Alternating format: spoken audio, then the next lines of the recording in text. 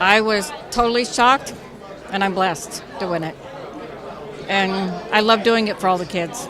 It was like, wow, he's here, and this is the first award, I think. So it's great. It's great. I don't know what else more to say, but it's great. Well, I think it's very special. I think it's wonderful that a community honors parents, honor volunteers who give their time and also dedicate themselves to improving a young man, a young woman's life in whatever way they can. And this happens to be athletics.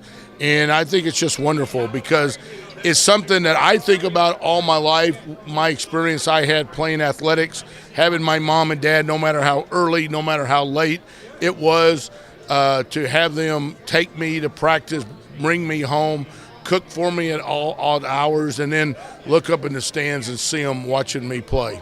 Parents play a great role in it. They're the support.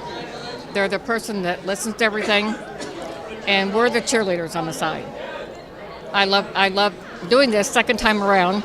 10 kids, all of them were in sports, and I enjoyed it thoroughly enjoyed it. We all had someone. I had my mom and dad, Gene and Dorothy Barra, who took me to practice, who was there to pick me up, who supported me in any sport that I wanted to be involved in.